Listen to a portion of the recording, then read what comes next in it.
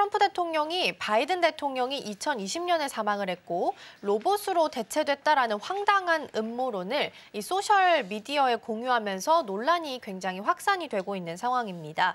백악관도 이번 게시물에 대해서는 공식 입장은 전혀 내놓지 않고 있는 상황인데요. 일단 이번에 트럼프 대통령 이런 발언이 시사하는 바는 어떤 부분들이 좀 있을까요? 여러 가지가 있을 것 같은데 이게 이제 예전에도 한번 나왔던 내용입니다. 근데 트럼프 대통령이 2020년에 사망을 했고 로봇으로 대체됐다는 황당한 음모론을 소셜 미디어에 이제 공유하면서 확산이 되고 있는데 트럼프 대통령이 이제 현지 시간으로 이제 지난주에 이제 이 얘기를 했었던 내용인데 계속 이게 사그라들지 않고 있어요. 그래서 문제가 좀 되고 있고 트럼프 대통령은 과거에도 바이든 대통령이 정책 서명에 오토펜으로 이제 활용을 해서 의혹이 있다라고 이야기하고 있고 건강에도 의문을 제기하고 있고 이제 사실 좀 이게 약간 악의적인 게 뭐냐면 지금 바이든 대통령이 암 선고를 받은 상황에서 이렇게 얘기하고 있는데 과연 이게 맞는가라고 얘기를 하고 있고 좀 심한 경우에는 2020년에 사실상 사망했다라고 얘기를 하고 있고 로봇으로 대체설이 이제 공유하고 있고 파장을 키우고 있다라고 얘기를 하고 있는데 과거에 얘기했던 건 뭐냐면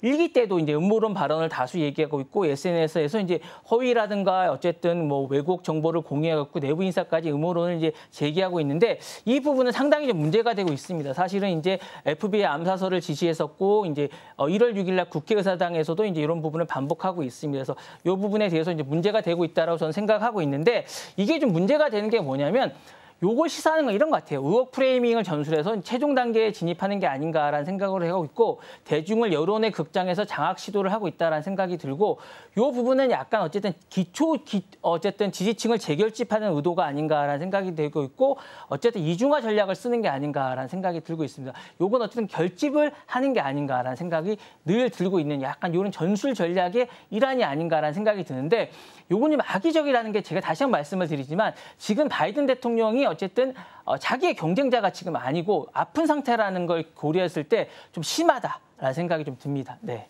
그러게요. 근거가 없는 음모론에 트럼프 대통령이 글을 통해서 지금 불을 지피고 있는 상황이다라는 부분 말씀 좀 주셨습니다. 사실 근거가 없다라는 부분이 가장 문제가 좀 될 것 같긴 한데 이번 발언이 미국 정치권에 있어서는 어떤 영향을 좀 주게 될까요? 말씀하신 대로 이제 극단적 진열 분화가 심심하지 않을까라는 생각이 듭니다. 물론 자신들을 지지하는 핵심적 지지층이 마가라는 코어 부분에 대해서는 자신을 결집할 수 있겠죠. 그러면 바이든은 원래 가짜라는 프레임을 강화시킬 수 있을 것 같고 사실은 자기의 어쨌든 지지도가 떨어지기 때문에 그런 부분을 강화시키면서 자신의 지지도를 올릴 수는 있겠지만 이런 것들은 사실은 민주당 자체가 경쟁자가 없는 상황에서는 사실 그렇게 이게 효과가 있을까라는 생각이 좀 들고 다시 한 번 더 말씀드리지만 바이든이 지금 좋은 상태가 아니기 때문에 이건 그럴 수 없다라는 생각이 들고 정치 혐오감이랑 극단적 피로감 상승실 수가 있기 때문에 그렇게 좋을 수 없다라는 생각이 좀 듭니다. 그래서 이 부분은 좀 그럴 필요가 없다라는 생각이 좀 들고 이게 양극단을 결집하거나 중도층 피로층을 누적시킬 수 있기 때문에 진영 간 소통이라든가 단절을 심화시킬 수 있다는 생각이 들어서 별로 좋지 않다는 생각이 들고